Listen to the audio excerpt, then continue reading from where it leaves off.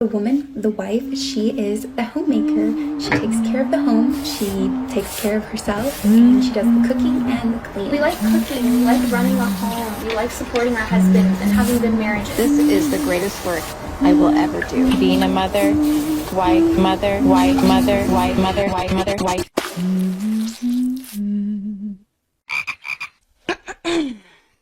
Have you seen this video? Okay, that's my birthday present from Daniel. Hoping their tickets to Greece. Where's it from? I don't know, the boys took it off. From Ukraine. So, plane tickets?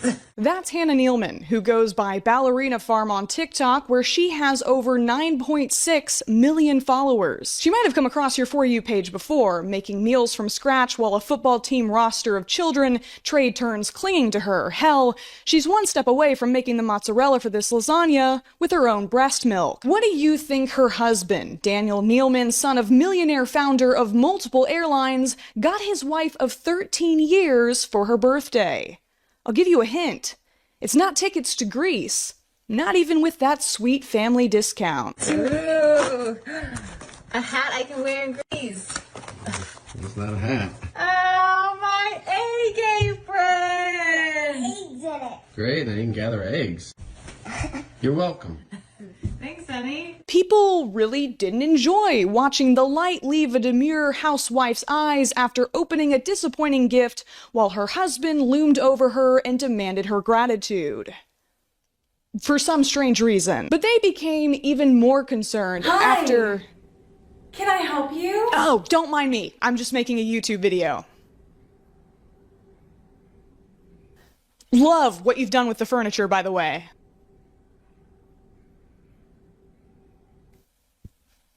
Can I keep going, or... Can you fold clothes?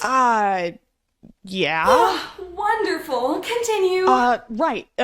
Okay. But they became even more concerned after Megan Agnew published her experience interviewing, or rather, trying to interview Hannah on their Utah farm for the Sunday Times. According to Megan, it was difficult to talk to Hannah without her husband or a child chiming in with their opinion. Hannah is presented as the queen of trad wives, seemingly able to do the impossible, popping out babies like a Pez dispenser while maintaining a beauty pageant-ready body, somehow juggling all the tasks required to raise a rapidly growing family. But Megan's article also offers a peek behind the curtains, some insight into what goes on when the cameras are off, and I want to highlight a couple of disturbing details. Hannah is a talented dancer and was attending Juilliard, an incredibly prestigious performing arts college, when she was introduced to Daniel. Bum bum bum. Daniel insists that he wanted to marry Hannah the moment he laid eyes on her, but that Hannah dodged his advances for 6 months. One day, when Hannah offhandedly mentioned her flight back to Juilliard, Daniel pulled strings at JetBlue since his father was an owner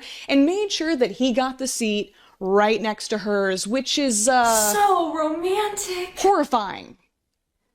I was gonna say horrifying. Using daddy's influence to be in close proximity with a woman who rejected you for hours while thousands of feet in the air? If this had been used as a plot device in a horror movie, I would have said it was unrealistic. I guess Daniel can buy plane tickets if it means he's gonna get some tail. Hannah wanted to date for a year so that she could finish school, but Daniel was going for that Mormon marriage speedrun world record, I guess, so after 1 month, they were engaged, 2 months after that, they were married, and 3 months after that, she was pregnant with their first child. The article describes Hannah's life as slowly being smothered by the expectations of her husband and the needs of her children. Daniel doesn't want to hire a nanny, so Hannah takes care of their 8 children alone. Hannah only experiences the pain relief of an epidural during the one birth Daniel didn't attend. The barn that was going to be a dance studio becomes a schoolhouse, and Hannah's sequined gowns are moved into the garage. Slowly but surely, the dreams of the ballerina are pushed out of the picture, while a tiny framed dancer hangs above the stove as a reminder of the life she could have had. But hold on, have you seen the Nealman Nealman's response video? I'm sorry, who are you again? A physical representation of your inability to resist an unnecessary costume change. Huh? Sorry, I mean a simplified characterization of your ideological opposition that interrupts the video periodically for comedic effect. Wow, how creative. No YouTuber has ever done this before. Some might call me a straw man, but I go by Nancy. Well, you're right, Nancy. The Nealmans did post a response video. They were, not happy. A couple of weeks ago, we had a reporter come into our home to learn more about our family and business. We thought the interview went really well. We were taken back, however, when we saw the printed article, which shocked us and shocked the world by being an attack on our family and my marriage, portraying me as oppressed, with my husband being the culprit. This couldn't be further from the truth. Nothing we said in the interview implied this conclusion, which leads me to believe the angle taken was predetermined. We aren't done having babies. We are excited for our new farm store to open, and I can't wait to see what the future holds for the rest of it. But for now, I'm doing what I love most: being a mother, wife, a businesswoman, a farmer, a lover of Jesus, and making meals from scratch. That British had an agenda. Whoa, careful there, Nancy. We wouldn't want your husband to overhear you using that unladylike language now, would we? Contrary to popular belief, journalists are human, and humans have biases. Megan did not put a lot of effort in to conceal hers, and while I ultimately agree with many of her points, I think the article was diluted by her personal speculations about the Nealmans and her sloppy social commentary. It was so bad she had to retract it and write an apology. I don't know how that rumor started. The original article is still available, and Megan's follow-up was a retrospective, not a retraction. It's important to note that while the Nealmans disagreed with Hannah being framed as a victim, they didn't deny any of the basic details about their relationship that Megan published in either their video response or the statement on their website. Speaking of websites... Is that really the segue you're going with? Yep, speaking of websites, I'd like to take a second to talk about today's sponsor, Opera. The Opera desktop browser is packed with tons of unique features, like a built-in ad blocker that can get rid of pesky pop-ups with a single click, and a toggleable VPN that can protect your privacy online. Say goodbye to boring browsers and customize your experience with fun wallpapers like this epic animation of that lawyer guy from that one show. When I'm working on a video, it doesn't take long before I am buried in tabs, but the Opera Tab Island feature keeps related tabs organized into collapsible groups, so I can keep track of all of my super important research. You can even label each tab with its own unique emoji. That's right, I'm putting poop emojis on all of these tabs, and no one can stop me. Opera lets me detach my YouTube videos into a floating window so I can feed my fried dopamine receptors that sweet, never-ending stream of content that they crave no matter where I navigate on my computer. It's also convenient to play music from the sidebar, so the angelic voice of Chapel Roan is always there to motivate me. The Opera Assistant Aria is also easy to access from the command line, providing explanations or translations when you highlight any text using real-time information from the web. Click the first link in my description and download the Opera desktop browser for free today. Okay, are you done now? But regardless of your feelings about Megan Agnew's interview and whether or not Hannah Nealman even identifies with the label, the article has once again ignited a fierce debate about trad wives. And I'm here to introduce something to the conversation: the internet's kryptonite, nuance. Oh my god! I left the oven on! Female hysteria. Am I right? You see, while many are mourning the crushed dreams of the ballerina turned housewife, others are a lot more skeptical. I don't feel bad for Hannah Nealman of Ballerina Farm, because she lives in a hell of her own making. Hannah wasn't some naive, sheltered girl who never saw anything of the world. She chose to marry her husband, and she chose to give up her dream of being a ballerina. And now she chooses to glamorize her lifestyle and influence young women all over the world through her social media profiles. She is a willing participant in all of these things. When do we as women start to hold each other accountable for our own choices? I completely get how it can be incredibly frustrating to watch thousands of people lavish unwanted pity on someone as privileged as Hannah Nealman. It's easy to say that she chose this life and seems happy, so why should we care? But I think this dismissal of Hannah's experience as a choice she made greatly underestimates the influence of religion. Dinner's ready. Okay, cool. You cannot analyze the... I said dinner's ready! Okay, I'm coming.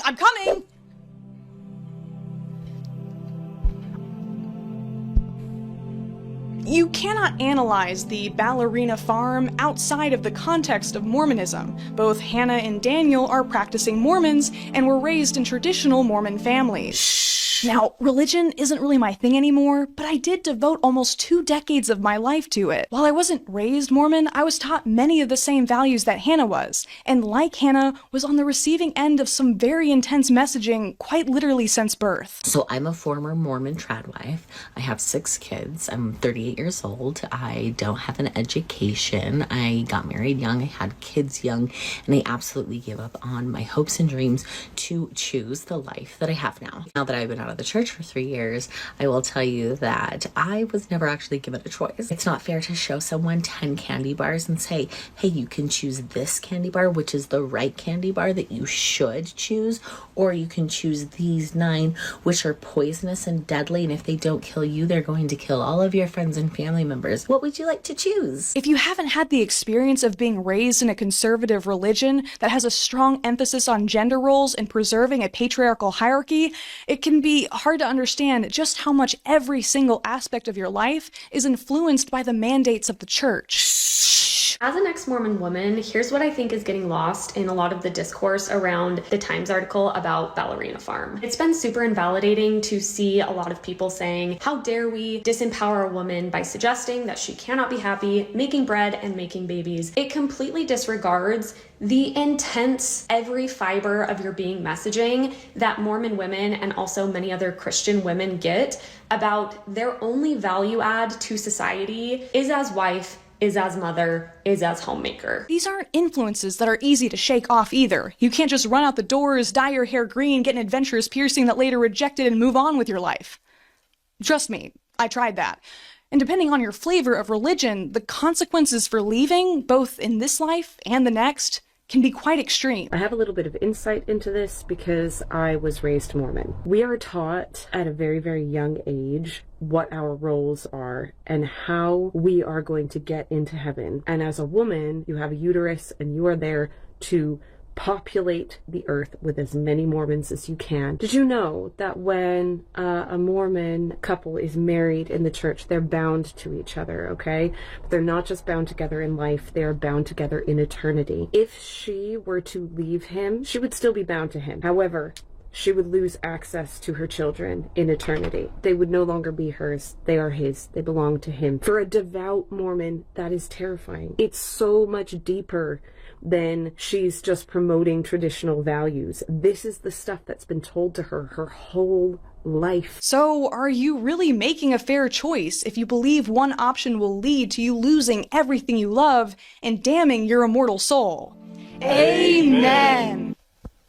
Fellas, is it okay to feel bad for rich, white, cis, straight, able-bodied women? That's like a super loaded question. I like to think that empathy isn't a limited resource, and that the conversations surrounding these very visible, affluent families, like the Nealmans, can act as a barometer for the messaging trickling down to the less fortunate. Because as much as Hannah doesn't want to associate with the trad wife label and insists that she's just living her life, online content doesn't exist in a vacuum. It exists in the context of coconut trees, etc. You get it. Millions of people are consuming her videos every day, buying the fantasy that she is selling because, let's be clear, the lifestyle presented by Hannah and other ironically named trad wife influencers is a fantasy. When Nara Smith glides into frame in full glam describing the Michelin star meal she's preparing for her toddlers,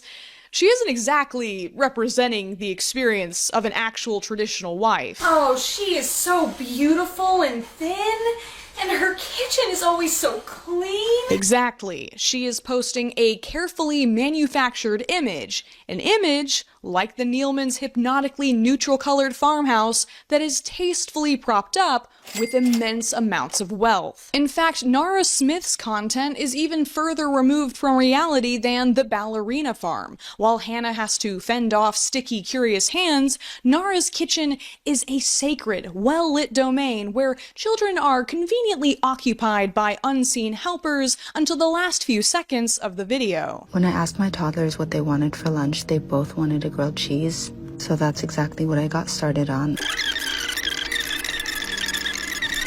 And the kids absolutely devoured this. I bet they did. They had to wait 2 business days for lunch. The camera is not a passive observer. It's an active participant. Nara's kids couldn't give less of a that their mom made the bread and cheese for their sandwiches. It's all for you, the viewer. There's a reason you don't see trad wife influencers cleaning stains out of shirts, scrubbing toilets, or...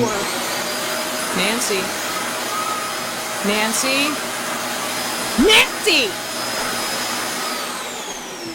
Sorry. That effortlessness is part of the brand. Every ingredient needed to satisfy her family's random requests just so happens to be lying around, even to the point of absurdity. My sister's in town to visit, and she's been craving bubblegum so bad, but she ran out, so I just decided to make it for her. Before combining my gum base with some corn syrup, we were about to go to bed when I realized that we were all out of toothpaste, and so he started out by measuring something to make clean. Are we shopping at the same grocery stores? I don't think I've leveled up enough to unlock the aisles where they sell this stuff. The thing is, though, not all trad wife influencers are created equal. Some, like Hannah and Nara, simply film a curated view of the gender roles their faith dictates. Others use their platforms to directly promote marital submission as prescribed in religious texts like the Bible. And then there are those that simply throw on an apron for a few minutes to farm engagement. But all of these women contribute to a growing body of content that either implicitly or explicitly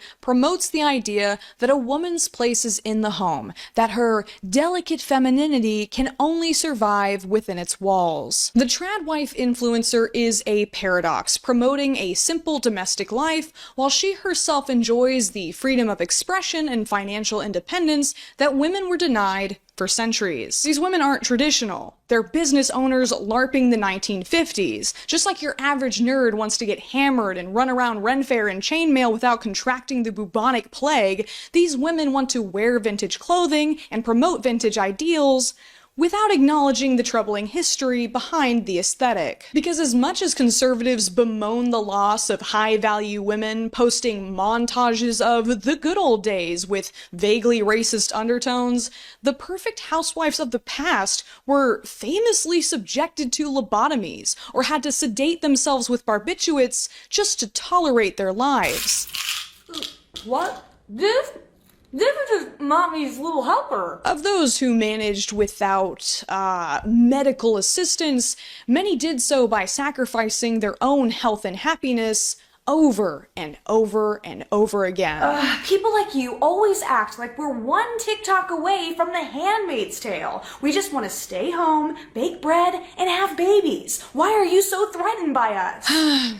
This script has been sitting on my computer for a while now because I know that my job can basically be boiled down to professional talker, but I don't want to talk about these women. They're beautiful, they make delicious food, and I'm sure they love spending time with their families. It's just, when I see the commentary surrounding these trad wife accounts, I can't help but feel like the more this content is popularized, the more efforts for women's equality will begin to erode, because this has happened before. Writer and activist Betty Friedan noticed a bizarre phenomenon that swept the United States during the 50s and 60s. Despite the leaps in progress made for women's rights in the preceding decades, young girls were suddenly retreating back into the home, getting married younger than ever, having more children than ever, with no other aspiration outside the role of housewife. Despite what Mary Poppins might imply, the protests for women's suffrage weren't cutesy choreography and frilly petticoats.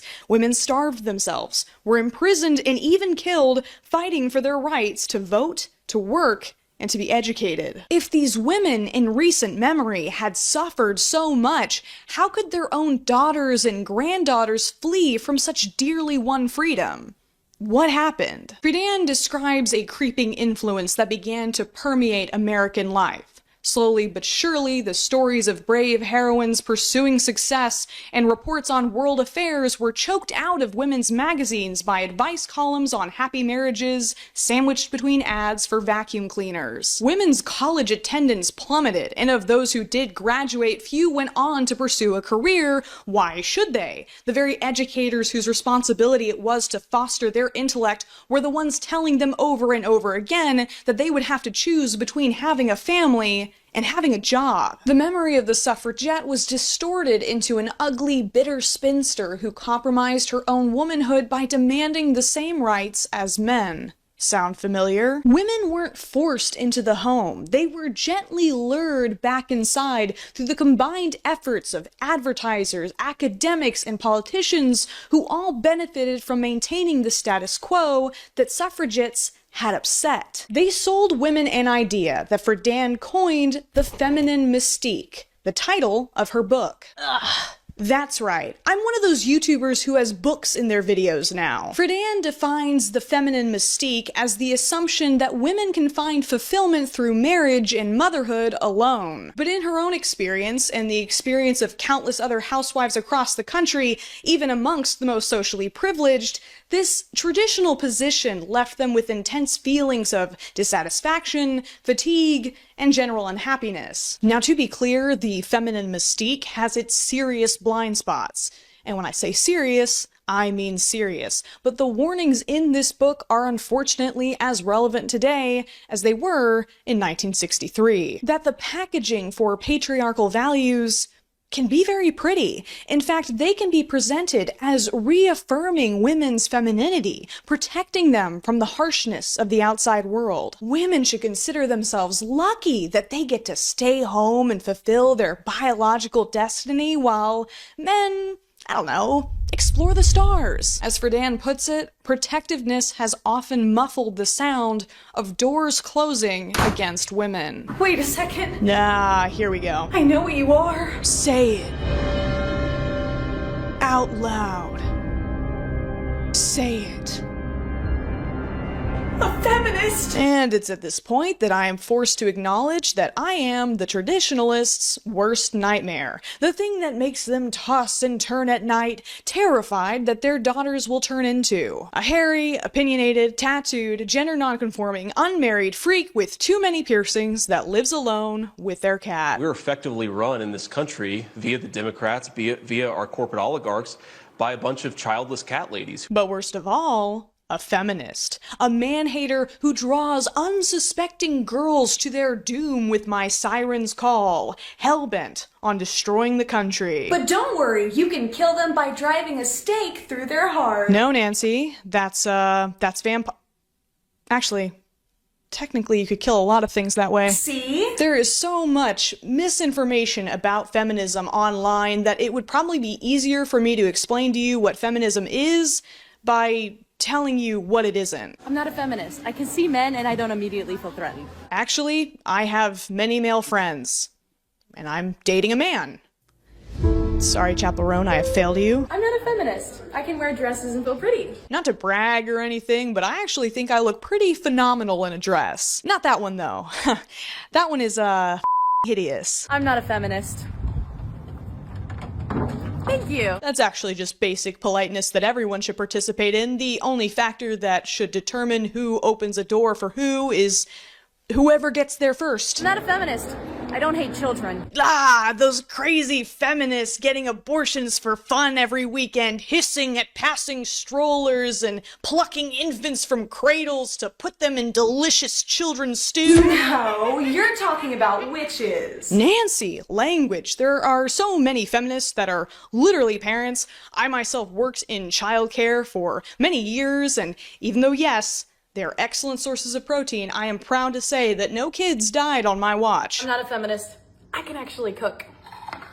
Cooking is actually like a super important skill that everyone should learn. Feminism views domestic tasks like cooking and cleaning as legitimate forms of labor instead of just assumed responsibilities for women. It's traditional men, not feminists, who view these tasks as beneath them, perhaps even openly bragging about not being able to do basic household chores. I'm not sure in our entire marriage if I've ever done a full load of laundry. I have not done anything around the house for 40 years. I've been a completely useless. Mrs. Shapiro said, I'm not sure Ben knows how to do laundry, so I'll go with the dishes. Ah, Nancy, can you do a quick tutorial for these poor, helpless men? Step 1, put clothes in washing machine. Step 2, put soap in washing machine. Step 3, let me know if I'm going too fast. Step 3, turn washing machine on. I'm anti-feminist. Of course I birthed my baby at home. There are countless, very personal reasons why somebody might choose to have their baby at home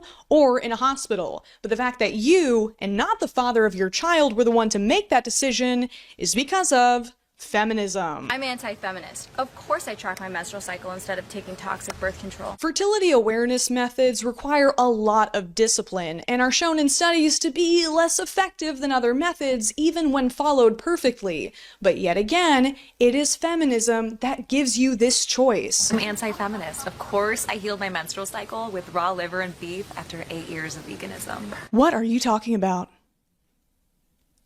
What does beef have to do with anything? I'm anti-feminist. Of course I know I can do whatever a man can do. Why would I want to? Huh? Okay, clearly you guys need some help. So here are some actual critiques of feminism. You could point out that historically the movement has excluded people of color. Nancy, are you writing this down? The movement has historically... As well as LGBTQ plus voices. In fact, a very prominent Harry Potter writing feminist has been spearheading a black mold-fueled campaign against trans people for years now. I hope you like the taste of lawsuits, JK. But if you just want to call us ugly and mean, that's okay too, I guess. Though maybe you should shut the up and sit the down because, you know, you're not feminist, so maybe you should let the men do the talking. They're really good at it. There isn't a woman on planet Earth that doesn't want to be led by their man. No guy that wants to be with a girl that has a for sale sign on her. Let me see the stats. What's your body count? How old are you? How much you weigh? Tell me. What's your body count? There's something so painfully ironic about women using the freedoms that feminism won for them to bash feminism. Their ability to build a platform at all is because of the decades of hard work that the very women they ridicule devoted their lives to. I'm not gonna lie, don't tell the feminists, but I would rather stay home and cook and clean. There's something within me as a woman, maybe it's almost turning 25, that got me thinking, like, this cooking and cleaning thing isn't bad. Like, I just don't understand why women wanted to work. What was the point? Like, there is nothing satisfying about working. Hey Mallory, guess what? You are working. Posting content online and profiting off of it is by definition a job. Not to mention that labor you're doing for your husband is stuff that he would have to pay hundreds of dollars to get someone else to do. If you like pretending it's the 50s so much, why don't you put your money where your mouth is? Oh wait, nowhere, because women in the US didn't even have the right to open a bank account until 1974. Now, even though we've taken this little detour, or long detour, to talk about feminism, I'd like to point out that a lot of support that I've seen for trad wife content online has been from feminists. These feminists insist that the ability to choose between being a trad wife or not being a trad wife is what feminism is all about. And to a point, I do agree. But I think that feminism that only focuses on women's agency to make decisions and doesn't investigate the social pressures behind these decisions and consequences for these decisions leaves women vulnerable to exploitation. Because while these TikTokers get to cosplay being a trad wife, real stay-at-home moms suffer the consequences, and women deserve to know what they are risking. Ever wonder why you never seem to see older trad wife influencers? That's because a lot of older trad wives have stories to tell. For those of you who don't know, I was a stay-at-home housewife from when I was 17 to nearly 27. I was incredibly submissive and I loved him absolutely unconditionally, regardless of what he did to me. I wasn't allowed to get tattoos. He had absolute say over what I looked like. He would decide how I dressed, how I wore my hair. I learned how to cook like a chef because his expectation was, from the time I was, again, 17 years old, was that I made everything from scratch. When you leave, you have no ability to make your own money. You have no financial independence. You have to figure out how to untangle all of his wants over your needs. I am still a good 10, 15 years behind everyone else my age. In 1995, got married. 1997, had my first baby. 2000, had my second. 2004, had my third. No career, no education beyond a high school diploma.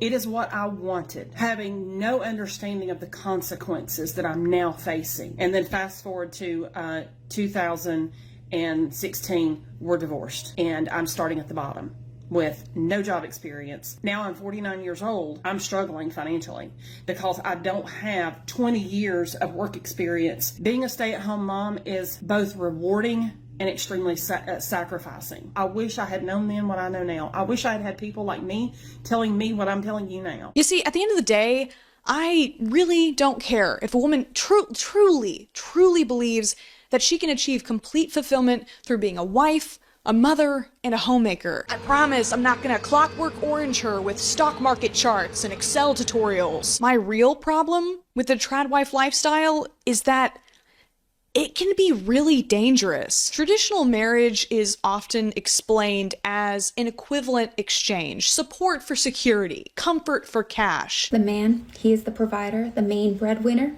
He goes out of the house and works. The woman, the wife, she is the homemaker. But the husband is holding all the cards. If he decides to walk away from the table, the wife is left with no job, no education, and years of missing work experience. The wife's well-being is completely dependent on the goodwill of the husband. If he's a good guy, things are good.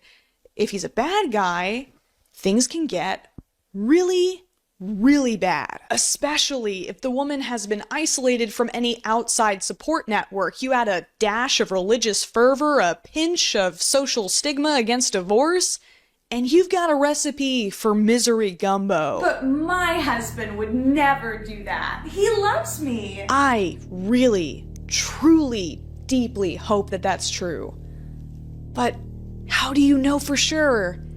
And what if he changes? That would never happen. But so many women have said that and been proven wrong. You're just jealous of me. Nancy, Why can't you just let me please be just happy? listen. Get out!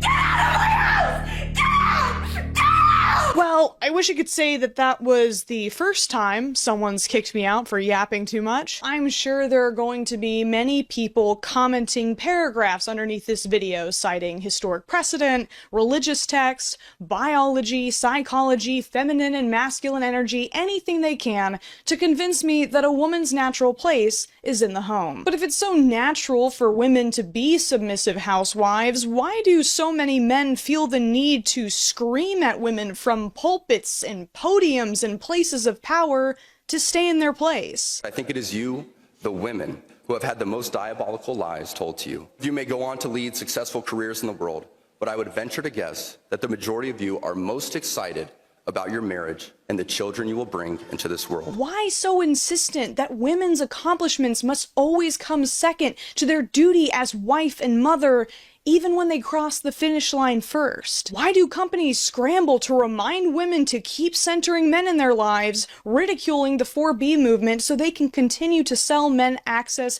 to potential partners, but also sometimes potential victims? How many Einsteins have spent their lives washing dishes? How many Mozarts bent over stoves instead of pianos because they had the misfortune of being born a woman? While skimming through tradwife content on TikTok, I saw many women scoffing at the idea of fighting for equality. How could any woman prefer the rat race over peaceful domesticity? Because of those meddling feminists, I have to go to work in the morning. And I just think about how so many of us, since we were little, we were raised in this kind of boss babe feminist society that told us you can be so much more than just a mom. You can be so much more than just a wife. And so many of us listened and we, tried to climb corporate ladders and we boss babed so hard. Now, we're we're a little bit boss babed out. But that's just capitalism, babes, and I don't think becoming a trad wife is the clever exploit you think it is. It's just exchanging corporate drudgery for another form of servitude, a form of servitude that has no salary,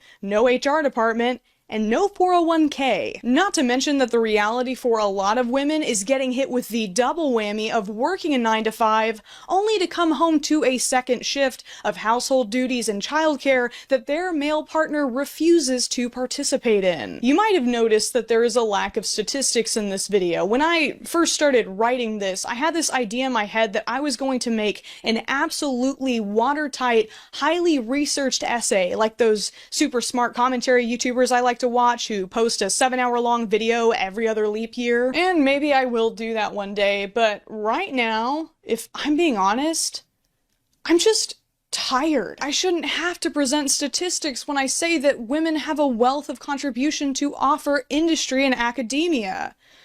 Though, according to the Pew Research Center, women account for over 50% of the college-educated labor force in the United States. I shouldn't have to present statistics when I say it's a really bad idea for women to live their lives at the mercy of their husbands.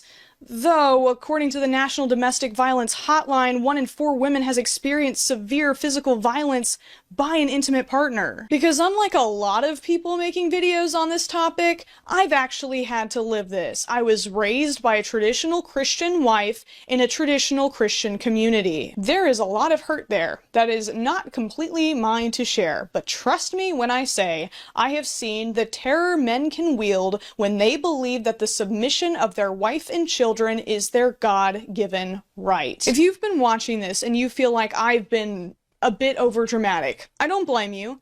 But I would like to remind you that we have a presidential candidate who has surrounded himself with people whose involvement with Project 2025 is public knowledge. This document outlines plans to restrict women's access to healthcare and birth control, remove protections for LGBTQ+ people and people of color, and reinstate traditional gender roles as outlined by a certain interpretation of the Christian Bible, amongst many other radical changes. It would be, as the kids say, a major L for the US. If you're a traditional wife, and even after everything I've said you want to continue in this role, that's fine. Though I do hope you have a plan B in case things go wrong, and not the one Republicans are trying to ban. I want you to have the right to do so and have your decision be respected despite my reservations and experiences, but I also want a world where there's a place for me and people like me, so if your husband does let you participate in this election cycle, here's a quick tip. You can lie to him when he asks who you voted for. Maybe this video was just me screaming into the void wearing goofy costumes, but I hope I've given a voice to the fears that some of you viewers have also felt. I don't hate trad wives, not even the fake ones, but I felt like I had an obligation, given what I've been through, and given what the women in my life have been through, to talk about the realities of choosing this path. At best, the trad wife lives her life comfortably in a gilded cage. At worst, she's caught in a death trap.